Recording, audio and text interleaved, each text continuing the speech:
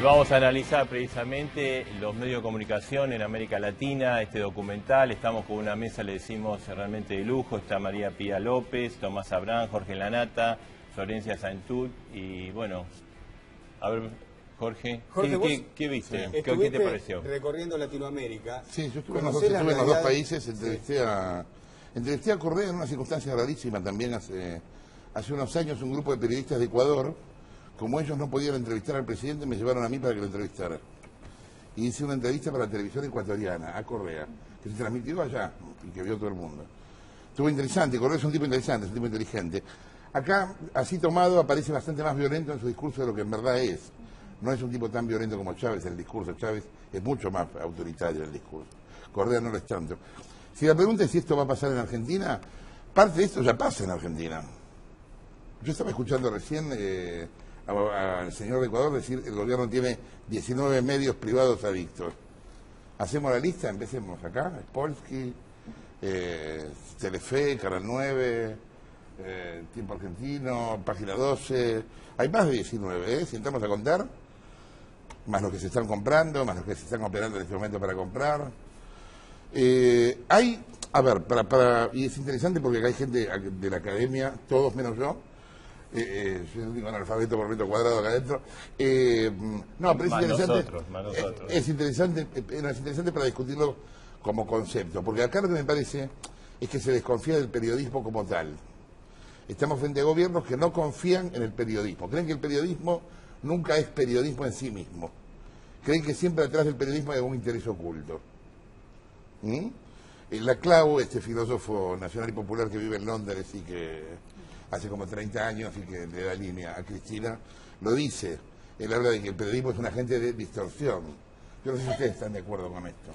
Claro, yo igualmente antes, digo, una sola cosita que no me quiero olvidar mientras pasaban el documental. Sí, me parece interesante también que hay otro documental, yo ahora no me puedo acordar, me acuerdo el título, La Revolución no será televisada, que hacen dos irlandeses durante el golpe de Estado a Chávez en el 2002, que están ahí digamos, están haciendo otra cosa, están haciendo un reality y justamente filman el papel tremendo que ocupan Radio y Televisión de Caracas ahí adentro. Digo, es interesante también pensarlo incluso como parte de este tipo de programa para ponerlo, no como contrapunto. No decía José Vales que, bueno, obviamente, pero una cosa justifica la otra. Claro, decíamos que no hay carmelitas descalzas tampoco en Ecuador y Venezuela.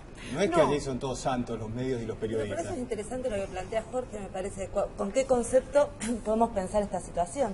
Porque el documental, para mí, tiene un problema que es que no logra explicar cuál es el grado de conflictividad que tiene esta misma situación. Por eso me parece que no se trata de una desconfianza de los distintos regímenes políticos hacia el periodista en general, sino de un devenir que ha tenido la política en América Latina, donde se ha producido una lógica muy facciosa al interior de los medios. Entonces, donde ahí, digamos, no sería una impugnación al periodismo en general, sino que también este tipo de relatos se podría constituir con tanta parcialidad, de un modo tan brusco, respecto a las tapas de distintos diarios. Ahora, cualquiera de nosotros viendo esto, a ustedes les había pasado, ¿no pensaban viendo esto en 678? ¿Todos? No, yo pensaba... No, vamos a hablar en serio. ¿No pensaste en ningún momento viendo esto en 678? Te aseguro que pensé que vos lo estarías pensando, pero... Vos pensaste lo que yo pensaba, pero me pensé, encanta. Digamos, me imaginé, ¿no? Pero sí lo que pensé es claramente cómo en la Argentina hay puntos muy distintos objetivables. Por ejemplo, la ley de medios. Las sociedades son distintas también. Claro, exactamente. Sí, por eso claro. es que esto no se puede pensar cerrado sobre sí mismo. Digo, el proceso de la ley, que acá no exista, digo, si se habla de Ecuador y Venezuela y los últimos acontecimientos con respecto a Ecuador, que acá no exista de calumnias e injurias, el desacato, digamos, son diferencias enormes. Bueno, eso que es interesante con lo de Correa. Eso es interesante con lo de Correa. Vamos a escucharlo a Tomás Abrán. Yo no sé si no creo o no quiero. No creo que pase estos... tampoco conozco muy en detalle la situación en Venezuela y menos en Ecuador. Pero no creo que si hay una hegemonía de parte del personal transitorio que ocupa el Estado sobre los medios y hay una especie de hegemonía y una dicta blanda con respecto a los medios, no creo que pase en Argentina, porque aun cuando el gobierno con los capitalistas cortesanos compren medios, como son capitalistas y son cortesanos, el día de mañana va para otro lado. Es decir, no hay una garantía que los medios que está comprando el grupo político dominante a través de sus socios le rinda culto siempre. Eso va a depender del negocio. Obvio. Entonces, no veo allí como una vía definitiva de que hay un copamiento de medios, etcétera. Hay una conflictividad.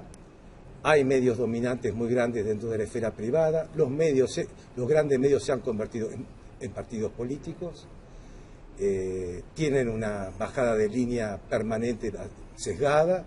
El aparato de propaganda, Tomás.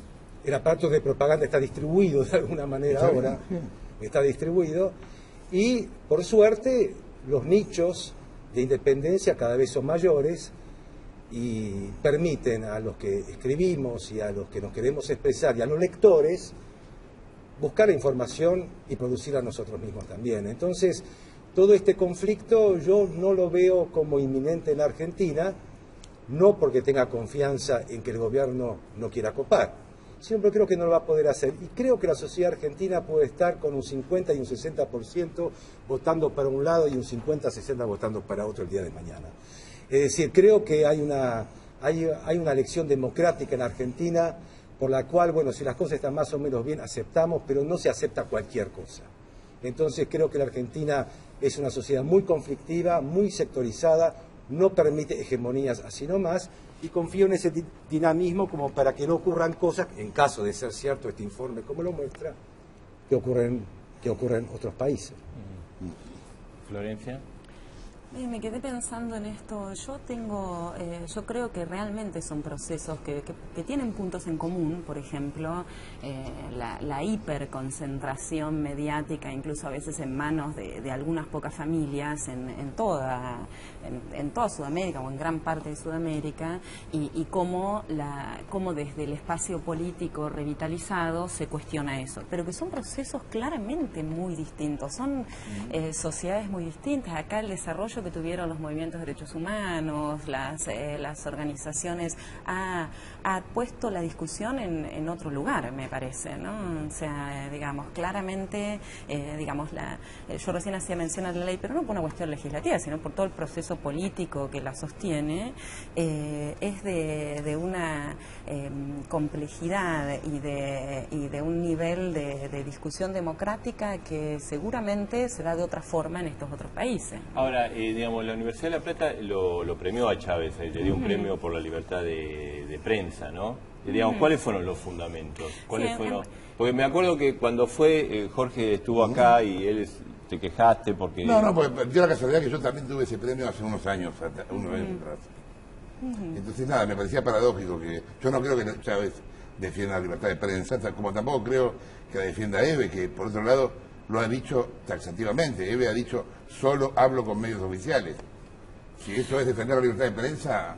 A ver, el premio fue dado, en realidad, a la comunicación popular, a presidentes latinoamericanos por la comunicación popular, y lo que se premió es algo que este documental incluso ni siquiera menciona, o lo menciona dando una opinión concreta con respecto a eso, que es el desarrollo de los medios populares y alternativos. Ustedes piensen que en Venezuela se pasó en el 2002 de 3 radios comunitarias a 230 y pico, creo que son 232, 233 en este momento, ¿no? Y esto, bueno, claro, citan a Antonio Pasquali. Lo que no citan de Antonio Pasquali es que Antonio Pasquali tampoco deja de ser... Antonio Pasquali también es muy, muy crítico con el sistema privado de medios, ¿no? Ahí se lo estudia en la UI, en la Universidad de La Plata. Sí.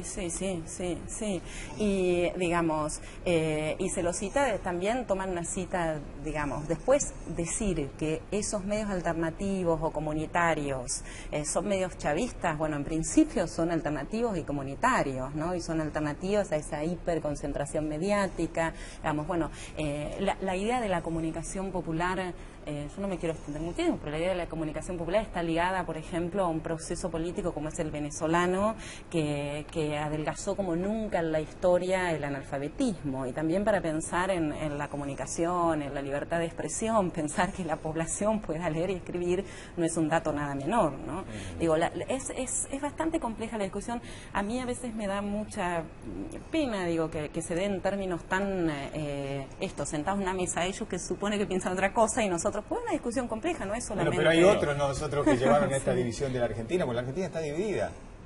A ver, que en la Argentina haya conflicto no necesariamente quiere decir que esto sea negativo. Muchas veces el conflicto es sinónimo de salud democrática, de discusión, ¿no? O sea, y lo que digo es, a veces, incluso el problema no es tanto la posibilidad de la división, sino a veces la imposibilidad de la discusión. Pero a veces, digamos, desde, no sé, desde del Estado no se incentiva la agresión a los periodistas, no se incentiva... la discriminación a los periodistas simplemente por el hecho de informar algo distinto a lo que quiere el gobierno, digamos. Esto también no pasó con el gobierno de Menem, no pasó con el gobierno de la Rúa, quizás ahora ha tomado una escalada mayor. Pero no solamente a los periodistas, a cualquier persona que pertenezca al mundo cultural, no solamente periodistas, que sea crítico del gobierno, no existe, no tiene un viaje pago, no tiene la mención de un libro suyo que se publica, no tiene es un ninguneo total, no hay una invitación, no existe. Eso no es solamente con los periodistas, eso no es un problema de conflicto. Este es un problema de otro tipo, que es de censura. Entonces, cuando hay conflicto, siempre hay conflictos de Adán y Eva, que hay conflicto entre Adán y Eva y entre Adán y Caín, pero siempre hay conflicto. La política es cómo se divide ese conflicto ese esquema, a su entender, es censura, esta persecución, claro que o no darle cabida. Y claro que son formas de la censura. Así de, bueno, a este tipo no se puede nombrar porque este tipo dijo tal cosa. ¿A qué te referís ahí? ¿A los medios privados o a instituciones públicas? A los medios del Estado. Sí, aparte hay un problema con el gobierno. A los medios del Estado, a Telam, o a los cooptados como Página 12, claro, etcétera. Ahí está el tema. Acá hay una línea nueva, y tampoco es tan nuevo. Menem también intentó hacer lo mismo con el CEI, cuando en su momento ellos crean este conglomerado que fue Atlántida, Canal 11, etcétera, que fue cooptar medios privados para defender intereses partidarios. Entonces es muy delgada esa línea en la que vos me decís, ¿hablas de medios privados o estatales? Birds, ¿es privado o es estatal? No, ¿Es Polsky? ¿Es privado o es...? No, pero porque que están usando palabras que son palabras de censura, de persecución, pero de discriminación. Cuando vos entonces me parece que sería interesante cuando vos en casos discriminás en un canal público... Persecución no. Me parece que hay una situación... Porque eso es darle demasiada importancia. No es persecución. Pero también me parece interesante, porque estábamos en un terreno... Efectivamente siempre hay conflicto y es necesario que lo haya. El problema es cuando no se puede situar, me parece, un mínimo de objetividad para las discusiones o para las conversaciones, ¿no? Entonces, en ese sentido, a mí me preocupa lo que sería un devenir faccioso de que no puedas leer un diario sin estar leyendo una operación, sea cual fuera ese diario, ¿no es cierto? Sí. Me parece que ahí tenemos un problema. Entonces, cuando vos decís... ¿Quién instaló ese discurso? Pero, el discurso militante, el discurso, como decía Jorge, que detrás de cada periodista hay un interés que le paga. ¿Para quién trabajás? Yo trabajo para este, vos trabajás para el otro. Está bien, vos trabajás para TN, yo trabajo para... Todos trabajamos para alguien porque el mundo está dividido en trincheras y cada uno está en su lugar. ¿Quién instaló ese discurso? A ver, yo lo que creo... Mirá, Tomás, perdón, cuando apareció Carta Abierta, lo primero que dijeron es que recibíamos dinero del gobierno. Ese fue lo primero que dijeron. Cuando salió Carta Abierta, lo primero que dijeron...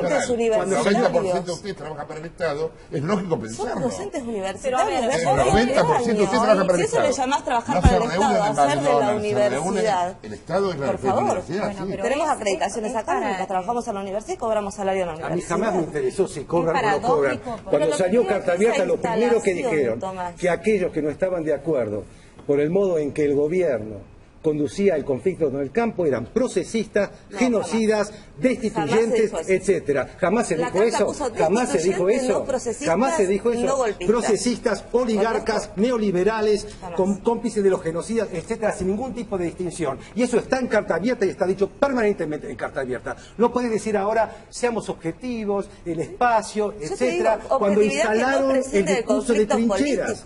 instalaron el discurso de las trincheras, por eso yo estoy acá y vos estás ahí. Instalaron el discurso de trincheras y yo no les pido que lo saquen, ya está puesta la trinchera. No hay y ningún yo grado estoy de de un objetividad lado y de vas a esa denunciar trinchera. censura, vos. ¿Cómo? Está bien. Que no hay entonces ningún grado de objetividad posible ni de composición de una discusión objetiva. Eso es lo que yo lo peor que vos podés hacer es responder a la propaganda yo con no tengo propaganda. problema de objetividad. Estoy de acuerdo con eso. no, Y a mí también se equivocan los medios privados. Exactamente. Hay un lugar. Si respondés a la propaganda con propaganda, estás objetividad perdido, acá. porque te ganó el discurso la propaganda. Sea Chávez, sea Clarín, sea Kirchner o sea quien carajo sea. No podés, a la propaganda le tenés que responder con periodismo. Ahora, si te cierran cada vez más las puertas, es muy difícil hacer periodismo en la Argentina. Muy difícil. Porque los medios están siendo copados por el aparato del Estado y por el aparato de propaganda. Entonces, no es tan fácil. Bueno, ¿Me entendés? eso... No es que vos salís y tenés un canal donde querés, tenés un programa de radio donde querés. No es así. No es que te ponen avisos quienes quieren. Yo he tenido funcionarios de este gobierno apostando al quiebre de empresas que nosotros habíamos montado. ¿Me entendés? Llamando a avisadores privados, diciéndole no pongan avisos en tal producto de la nata. Entonces no jodamos con que existe la empresa privada y la empresa pública. No es así. No existe, cada vez está todo más confundido y cada vez el gobierno hace más por confundirlo deliberadamente. No, a ver, yo creo, por un lado, con respecto a la idea de censura, me parece que tampoco podemos ser tan livianos y tan... O sea, en este momento cualquier periodista puede decir lo que quiere decir y no por eso va preso o tiene una multa. ¿A quién se lo tenemos que agradecer eso? ¿A quién? Al pueblo argentino, supongo yo. ¿Al pueblo Esta es argentino? una sociedad Eso que ha peleado eso por viene eso del desde hace 84. muchísimos años, Y se lo agradecemos a los de las Malvinas en todo caso. incluso tal vez mucho Más bien, antes. pero va a ir preso Pero esta alguien. es una sociedad... Y bueno, Hay que esta es una agradecerlo, sociedad... hay que mencionarlo. No, pero lo que no hay que decir es que entonces hay censura, porque Sí no que es hay un censura. momento donde haya Cuando censura. se ningunea a alguien Bueno, y se lo silencia porque está en contra del gobierno, de parte de los medios públicos, es una forma de censura. Cuando no se pasa avisos a un medio porque es crítico, es censura. Eso lo reconoce Verbitsky también, eso yo no lo digo nada más. Cuando el gobierno le da plata a un medio adicto y no le da plata a otro, es una forma de censura. Si no, ¿cómo se llama eso? ¿Cómo se llama eso? llama la atención Decime cómo se llama cuando no eso. se piensa, y desde cualquier lugar, pero me llama la atención que lo digas vos también en términos, que cuando no se piensa como uno quiere que piense el otro, es porque se le está pagando, porque se lo ha cooptado, porque... bueno, vos hablaste de cooptación, hablaste de... ha cooptado un montón de medios privados. Hablar de la idea de cooptación, porque los además, conozco y sé que la mitad lo hacen por plata, cariño. Los conozco hace mucho más que vos. Bueno, hace 40 años que soy conozco a periodista. muchos otros que Los vi a también todos, lo hacen los vi a todos porque trabajar porque acá. lo creen, Oíme, por convicción. a todos los vi trabajar acá y porque cagarse están... en Clarín. Hay Los vi muchos trabajar en la Nación nuevos y cagarse en la también, ¿no? Nación. En esto de que cada vez sea Son más unos difícil... chantas, lo hacen por plata, ¿me entendés? Lo Esto- hacen por guita.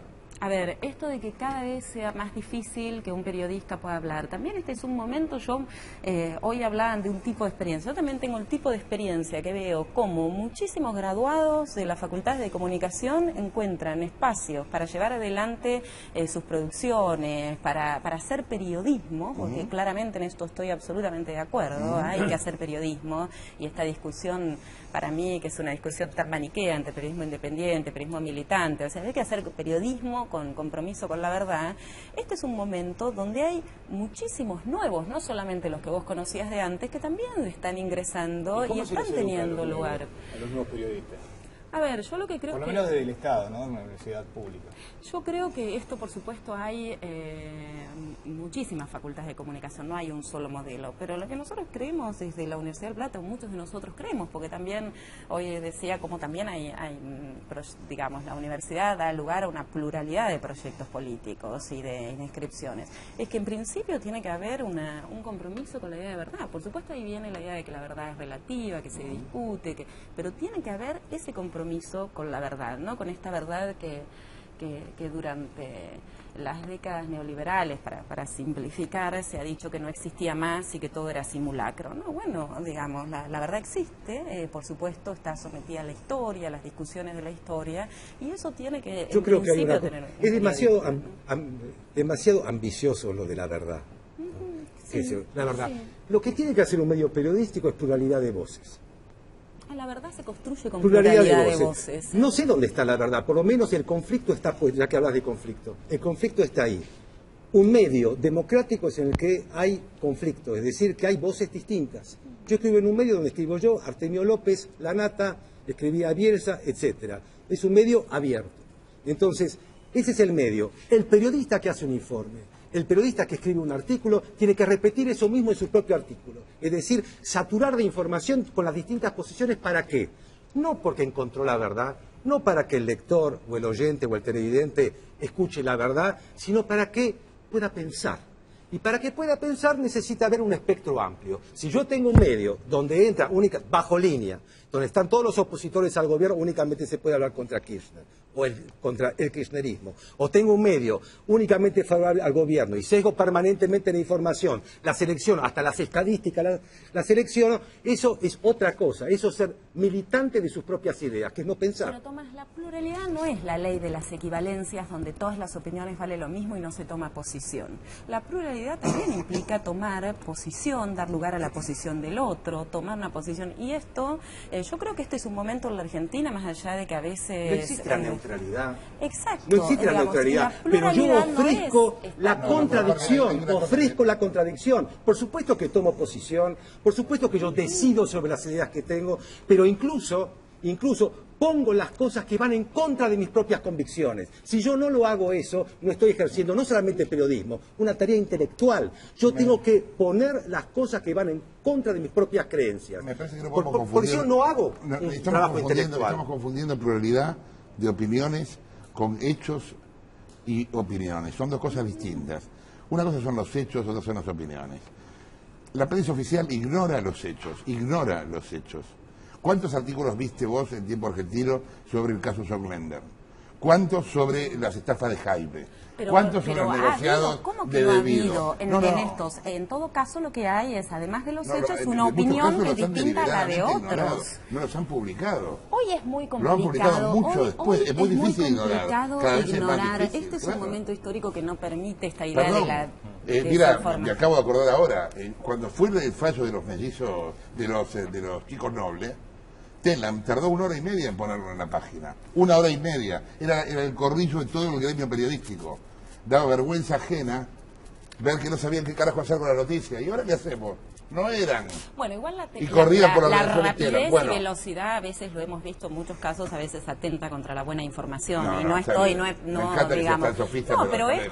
Pero esto es así, lo hemos visto permanentemente. O sea, y no es, si algo no soy sofista, digo, pero hay algo que es así, esto de que todo tenga que ser tan rápido y en tiempo, ha tentado muchísimo contra cierta construcción de la información. Digamos, una de las cosas que tiene el periodismo es precisamente la rapidez, la primicia y el anticipo. ¿Podemos hacer una brevísima pausa? Hacemos una pausa y seguimos. Un debate de máximo nivel con todas las voces. Y le dejo una pregunta pendiente, ¿no? Si existe el periodismo militante. Si tiene, dentro de la posibilidad de periodismo existen... un ratito. Y lo bueno es que somos simplemente moderadores, ¿no? Porque lo que queremos es escuchar todas estas opiniones y bueno, y que la gente pueda, después de este debate, llevarse algo. Hacemos la pausa y volvemos.